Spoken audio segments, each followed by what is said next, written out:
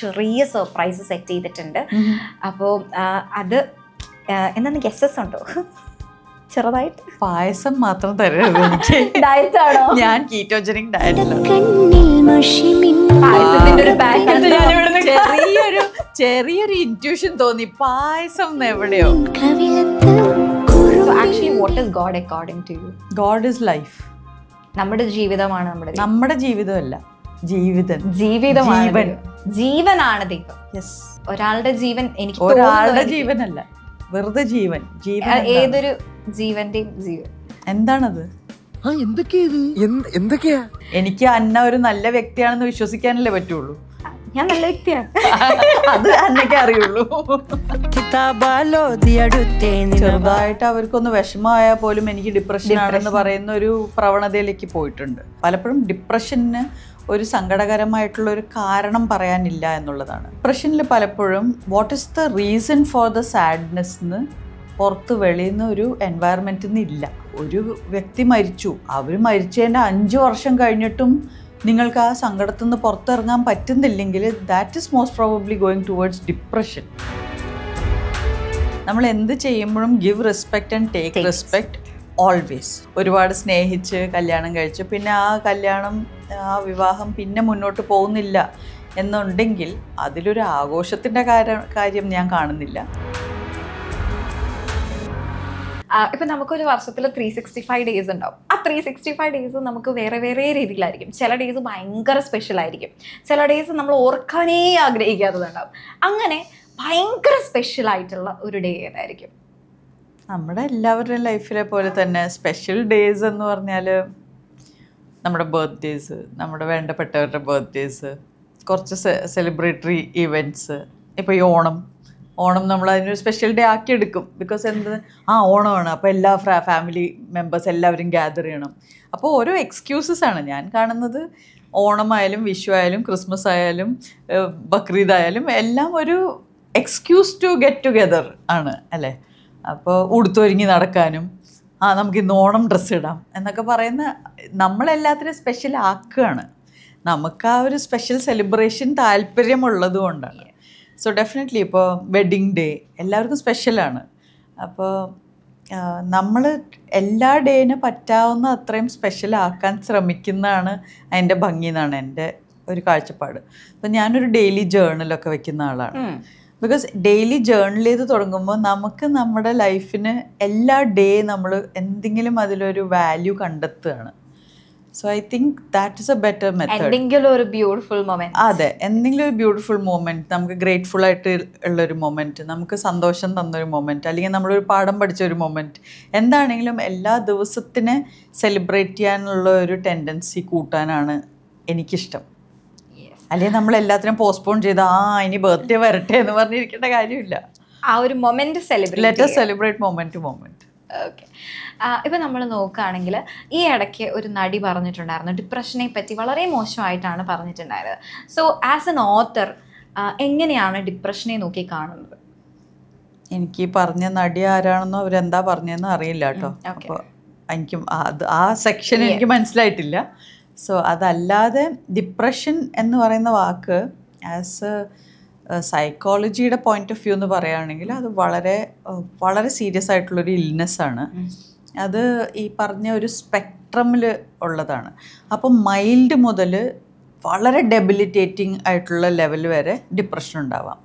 അപ്പം mild depression എന്ന് പറഞ്ഞാൽ ഒരു ബേസിക് ഡൗൺനെസ് ഓഫ് മൂഡ് വളരെ ഡൗൺ ആയിരിക്കുക. അതേപോലെ അതുമായിട്ട് ബന്ധപ്പെട്ട സ്ലീപ്പ് ഡിസ്റ്റർബൻസസ്, ഫുഡ് ഡിസ്റ്റർബൻസസ്, സൊസൈറ്റിയിൽ ഫങ്ഷൻ ചെയ്യാനുള്ള ഡിഫിക്കൽട്ടീസ്, ഇതെല്ലാം ഉൾപ്പെടും അതിൽ. പക്ഷേ ഡെബിലിറ്റേറ്റിംഗ് മേജർ ഡിപ്രഷൻ എന്ന് പറയുന്ന ഒരു സ്റ്റേജിലേക്ക് പോയാൽ ബെഡിൽ നിന്ന് എണീക്കാൻ പോലും വയ്യാത്തൊരവസ്ഥയിലോട്ട് പോകുന്ന ഒരു സിറ്റുവേഷൻ വരെ പോവാം. അപ്പോൾ ഇതാണ് ക്ലിനിക്കലി ഡിപ്രഷൻ എന്ന് പറയുന്നത്. പക്ഷേ നമ്മളിപ്പോൾ നാട്ടിൽ പലവരും ചെറുതായിട്ട് അവർക്കൊന്ന് വിഷമമായാൽ പോലും എനിക്ക് ഡിപ്രഷൻ ആണെന്ന് പറയുന്ന ഒരു പ്രവണതയിലേക്ക് പോയിട്ടുണ്ട്. അപ്പം അത് ഡിപ്രഷനല്ല, അത് സങ്കടമാണ്. പലപ്പോഴും ഡിപ്രഷന് ഒരു സങ്കടകരമായിട്ടുള്ളൊരു കാരണം പറയാനില്ല എന്നുള്ളതാണ്. ഇപ്പോൾ എന്നെ അന്ന ചീത്ത വിളിച്ചു, എനിക്ക് വിഷമമായി, അത് ഡിപ്രഷനല്ല. It's a reaction to your action. പക്ഷെ ഡിപ്രഷനിൽ പലപ്പോഴും what is the reason for the sadness എന്ന് പുറത്ത് വെളിയിൽ നിന്ന് ഒരു എൻവയറമെൻറ്റിൽ നിന്ന് ഇല്ല. അപ്പോഴാണ് നമ്മൾ ആലോചിക്കുന്നത് ഇയാൾക്ക് പുറം ലോകത്തുനിന്ന് ഒരു കാരണം ഇല്ലാതെയുള്ളതിനാണ് കൂടുതൽ കൺഫ്യൂഷൻ ഉള്ളത്. So it's called depression. ഇപ്പം മറ്റേത് ഗ്രീഫാണ്. ഒരു ഫാമിലി മെമ്പർ മരിച്ചാൽ ആർക്കാണെങ്കിലും ഗ്രീഫ് ഉണ്ടാവും. ഗ്രീഫ് പ്രോസസ്സ് ചെയ്യുന്നത് വേറെ പ്രോസസ്സാണ്. പക്ഷേ ഒരു കാലാവധിയുണ്ട്. ഒരു വ്യക്തി മരിച്ചു, അവർ മരിച്ചതിൻ്റെ 5 വർഷം കഴിഞ്ഞിട്ടും നിങ്ങൾക്ക് ആ സങ്കടത്തിൽ നിന്ന് പുറത്തിറങ്ങാൻ പറ്റുന്നില്ലെങ്കിൽ that is most probably going towards depression അല്ലേ. ബിക്കോസ് നമുക്ക് എല്ലാവർക്കും ഒരു ഗ്രീവിങ് പീരിയഡ് ഉണ്ട്. അത് കഴിഞ്ഞ് നമ്മൾ അതിന്ന് പുറത്തിറങ്ങാൻ പഠിച്ചേ പറ്റൂ. അങ്ങനെ ഒരു ഗ്രീവിങ് പീരിയഡ് ഉണ്ടായിട്ടുണ്ടോ എപ്പോഴെങ്കിലും? എനിക്കുണ്ടായിട്ടുണ്ട്. എൻ്റെ മുത്തശ്ശി മരിച്ചപ്പോൾ എനിക്ക് ഭയങ്കര ബുദ്ധിമുട്ടായിരുന്നു. അതെ അതെ എനിക്ക് ഭയങ്കര സ്പെഷ്യലായിരുന്നു. So yes there was definitely a grieving period. പക്ഷെ നമ്മൾ അതിന്ന് പുറത്തിറങ്ങണം naturally. Because life and death ഇവിടെ നമ്മൾ ലൈഫിൽ എപ്പോഴും നേരിടേണ്ട ഒരു കാര്യമാണല്ലോ. അപ്പം അങ്ങനെയൊക്കെ പറ്റാതെ വരുമ്പോഴുള്ള സിറ്റുവേഷൻസിലാണ് അതിനെ ഡിപ്രഷൻ എന്ന് വിളിക്കുന്നത്. ആൻഡ് പലപ്പോഴും ഡിപ്രഷൻ നമ്മുടെ ഗട്ട് റിലേറ്റഡ് ആണ്, നമ്മുടെ ഗട്ട് ആൻഡ് ബ്രെയിൻ കെമിസ്ട്രി ആയിട്ട് റിലേറ്റഡ് ആണ്, നമ്മുടെ ബ്രെയിനിലെ ന്യൂറോ കെമിസ്ട്രിയെ ഡിപ്പെൻഡൻ്റ് ആണ് ഡിപ്രഷൻ. അപ്പം നേരത്തെ പറഞ്ഞ ഗട്ട് റിലേറ്റഡ് ആണ് ഡിപ്രഷൻ എന്ന് പറഞ്ഞുകൊണ്ട് ചോദിക്കുകയാണ് ഹൗ, അതായത് എനിക്ക് തീരെ ഞാൻ ആദ്യമായിട്ട് കേൾക്കുന്ന ഒരു കാര്യം ആയതുകൊണ്ടായിരിക്കും ജസ്റ്റ് എങ്ങനെയാണ് ഗട്ട് റിലേറ്റഡ് ആവുന്നത്? Almost everything is gut related, everything health related. അതായത് നമ്മുടെ ഫിസിക്കൽ ആൻഡ് മെൻ്റൽ ഹെൽത്തിൻ്റെ എല്ലാ ഘടകങ്ങളും നമ്മുടെ ഗട്ടായിട്ട് ഡെഫിനറ്റ്ലി ലിങ്ക്ഡ് ആണ് in some way or the other. പക്ഷേ ഇപ്പോൾ കട്ടിംഗ് എഡ്ജ് സയൻസ് പറയുന്നത് പല സൈക്യാട്രിക് ഇൽനെസ്സസിനെ നമുക്ക് ഡയറ്റ് വഴി കറക്റ്റ് ചെയ്യാൻ പറ്റും എന്നുള്ളതാണ് കാണിക്കുന്നത്. പലപ്പോഴും ഷുഗർ റിച്ച് അല്ലെങ്കിൽ കാർബോഹൈഡ്രേറ്റ് റിച്ച് ഡയറ്റ്സിന് ആ ഇൻസുലിൻ്റെ റെസിസ്റ്റൻസ് കാരണം കുറേ ബ്രെയിനിലെ ബയോകെമിസ്ട്രി മാറ്റിക്കൊണ്ട് നമുക്ക് സൈക്കോളജിക്കൽ ഡിസോർഡേഴ്സ് വരെ ഉണ്ടാവാം. അപ്പോൾ അത് വലിയൊരു ടോപ്പിക്കാണ്. നമ്മൾ വളരെ നിസ്സാരമായിട്ട് പറയേണ്ട ഒരു കാര്യമല്ല. അതിനൊരു ഒരു ലെക്ചർ സീരീസ് തന്നെ വേണം. അത്രയും ഇമ്പോർട്ടൻ്റ് ആയിട്ടുള്ള ഒരു കണക്ഷനാണ്. അത് വളരെ അടുത്ത കാലത്താണ്. പണ്ടൊന്നും നമ്മൾ സൈക്കോളജിയുടെ ഒരു പ്രശ്നം പറഞ്ഞു പോയാൽ അവർ നമ്മളോട് ഒരു ബ്ലഡ് ടെസ്റ്റ് എടുക്കാനോ നമ്മുടെ ഡയറ്റ് എന്താണെന്നോ ചോദിക്കില്ല. പക്ഷെ ഇപ്പോൾ modern psychology and psychiatry is moving to a more holistic nature.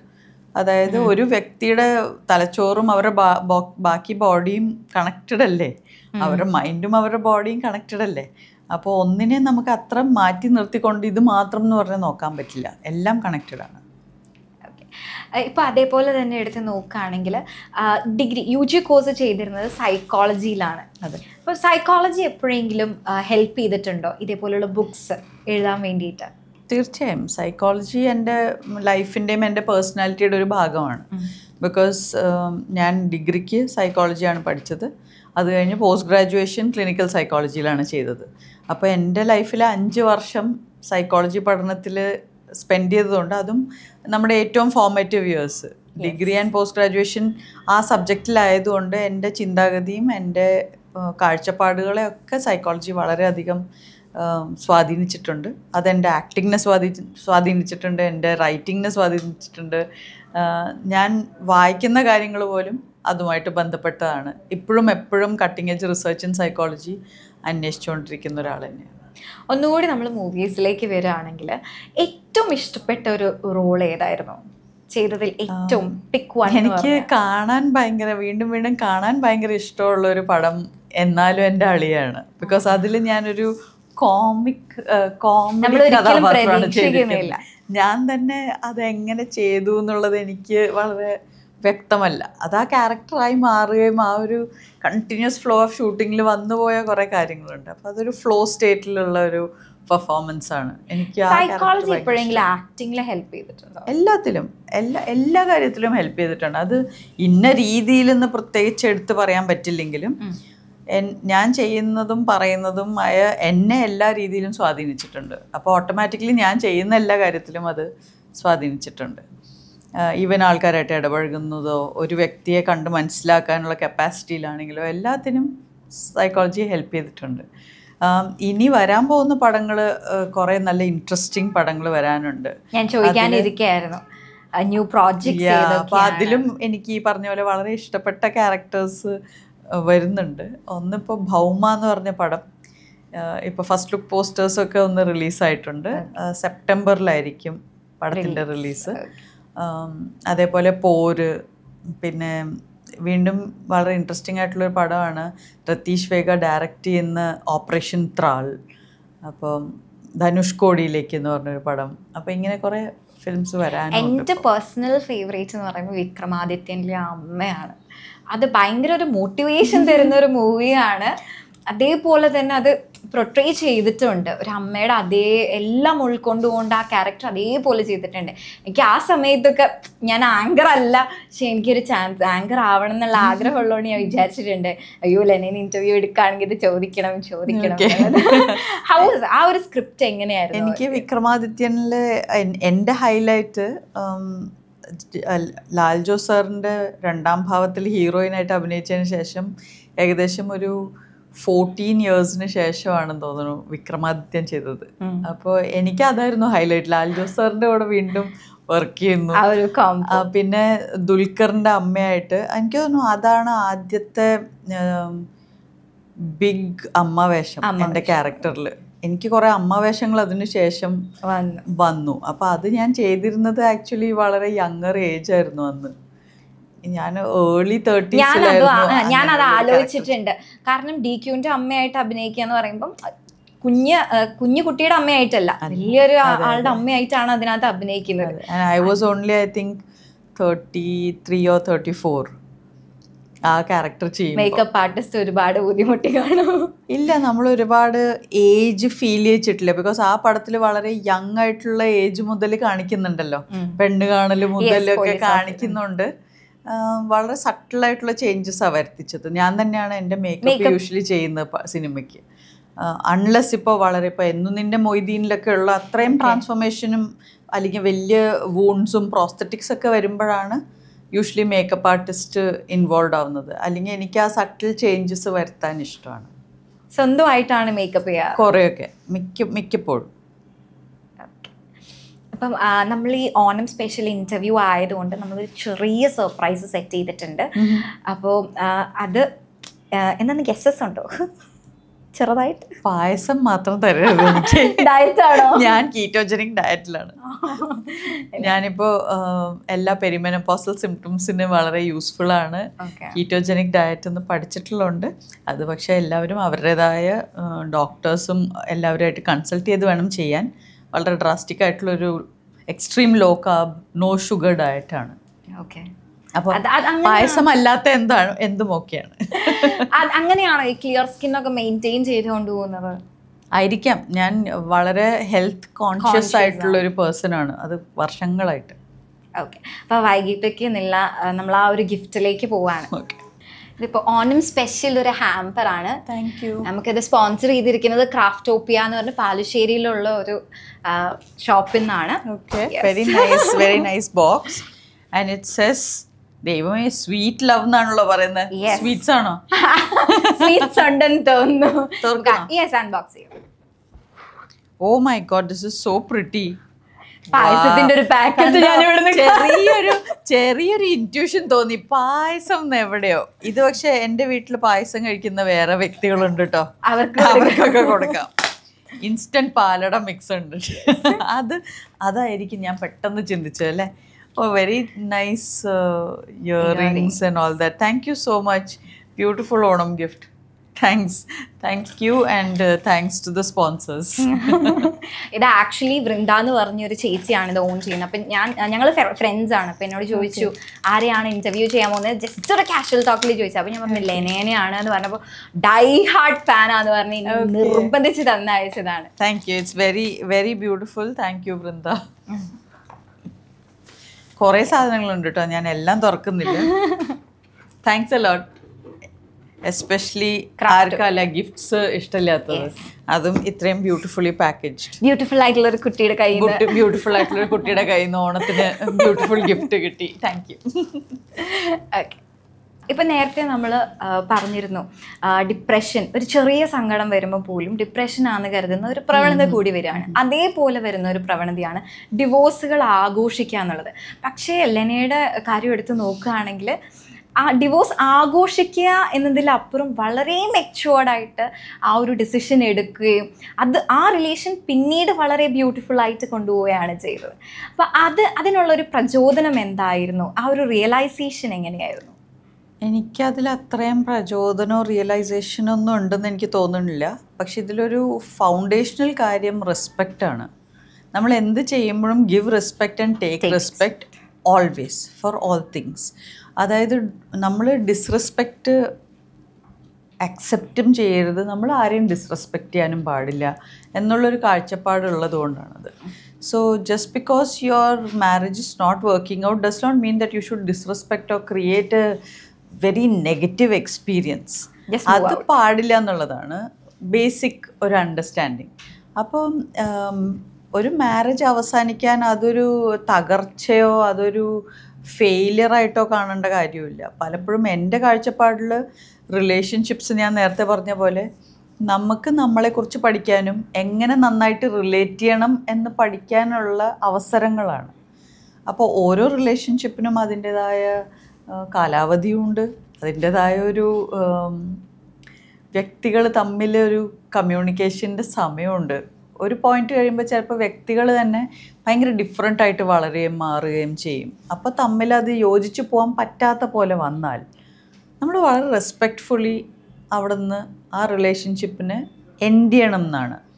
അല്ലാതെ അത് ആഘോഷിക്കണം എന്ന് എനിക്ക് അറിയില്ല.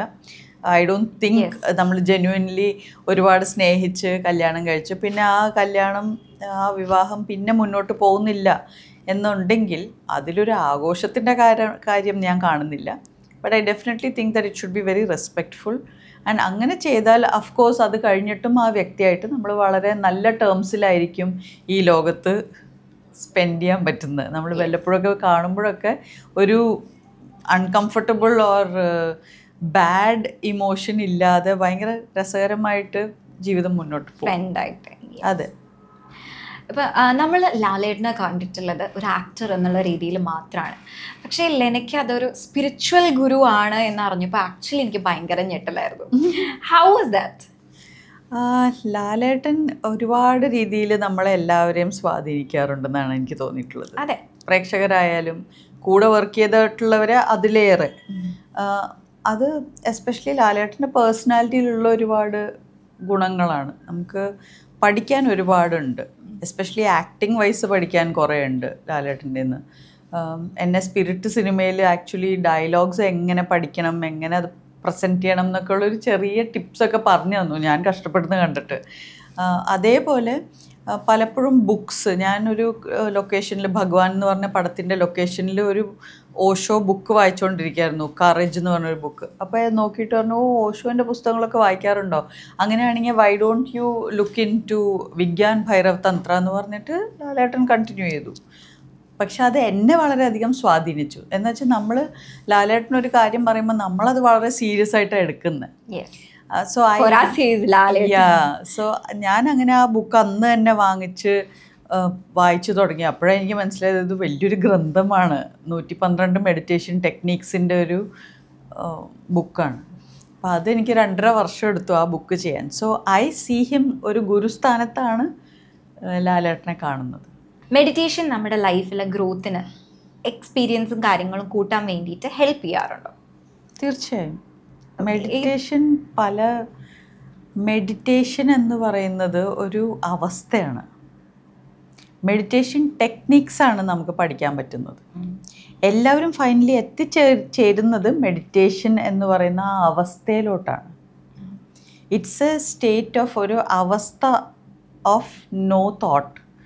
ചിന്തകളില്ലാതെ നമ്മൾ ഈ ശാരീരികമായിട്ടുള്ള മാനസികമായിട്ടുള്ള കാര്യങ്ങളിൽ നിന്ന് ഒന്ന് ഫ്രീ ആയിട്ട് നമ്മളെന്ന ബോധമുള്ള ഊർജത്തെ തിരിച്ചറിഞ്ഞ് അതിലിരിക്കുന്ന ഒരു അവസ്ഥയാണ്. സോ ആ അവസ്ഥയിലോട്ട് എത്താൻ എളുപ്പമല്ല. എല്ലാവർക്കും പെട്ടെന്ന് മെഡിറ്റേഷൻ എന്ന് പറഞ്ഞ ഉടനെ കണ്ണടച്ചിരുന്നാൽ you are not in meditation. മനസ്സിങ്ങനെ അലട്ടിക്കൊണ്ടിരിക്കും, പല ചിന്തകൾ വരും, ശരീരത്തിന് ഒരു സ്ഥലത്ത് ഒതുങ്ങിയിരിക്കാൻ വയ്യ. അതൊക്കെ ഒരു ട്രെയിനിങ്ങിനുള്ളതാണ് മെഡിറ്റേഷൻ ടെക്നിക്സ്. അപ്പോൾ ഈ 112 മെഡിറ്റേഷൻ ടെക്നിക്സ് വിഗ്യാൻ ഭൈരവ് തന്ത്രയിലുണ്ടെന്ന് പറഞ്ഞാൽ അത് നമ്മുടെ ബോഡീനെയും മൈൻഡിനെയും ചലനം ഇല്ലാതാക്കാൻ പഠിപ്പിക്കുന്ന ടെക്നിക്സാണ്. നമുക്കൊരാളെ മെഡിറ്റേഷൻ ടെക്നിക്സേ പഠിപ്പിക്കാൻ പറ്റുള്ളൂ. മെഡിറ്റേഷൻ സ്വയം അവർക്ക് സംഭവിക്കണം. It is similar to teaching cycling or swimming. നമുക്ക് ടെക്നിക്സ് പഠിപ്പിച്ചു കൊടുക്കാം. പക്ഷേ ഈ വ്യക്തിക്ക് ഒരിക്കൽ സൈക്കിൾ ബാലൻസ് കിട്ടിക്കഴിഞ്ഞാൽ ഈ സൈക്കിൾ ബാലൻസ് എന്താണെന്ന് ചോദിച്ചാൽ ആർക്കും കാണിച്ചു തരാൻ പറ്റില്ല. പക്ഷേ ആദ്യമായിട്ടൊരു സൈക്കിളിൻ്റെ മുകളിൽ കയറി ഇരുന്ന ഉടനെ ആരും അത് ഓടിച്ചു പോകുന്നില്ല.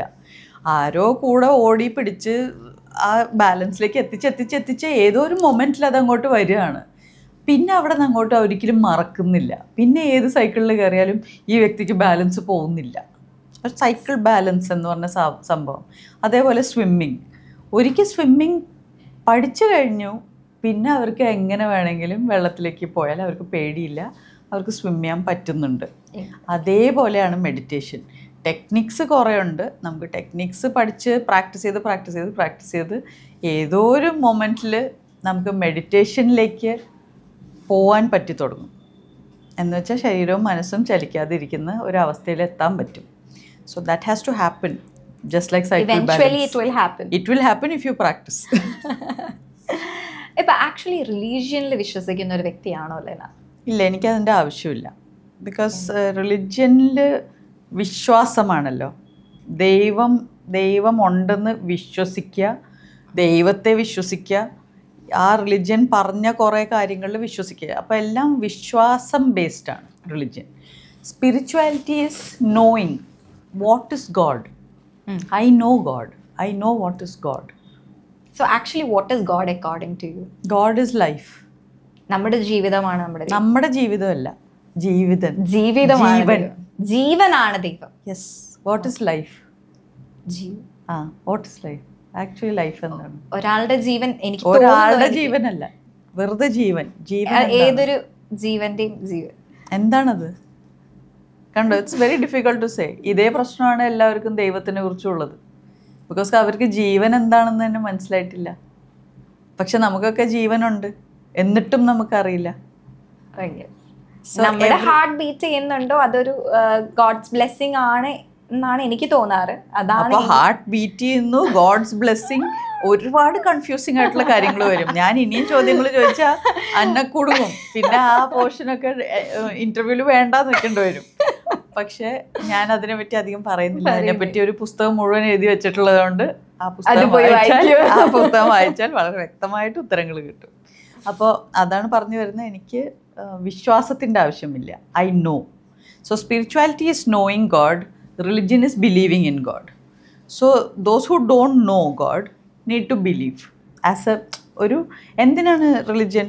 ഒരു തുണയ്ക്കും ഒരു സാന്ത്വനത്തിനും, നമ്മുടെ ഒരു കോൺഫിഡൻസ് അല്ലേ, നമുക്ക് ആരോ ഉണ്ട് എന്നുള്ളൊരു ഫീലിങ്ങിനാണ്.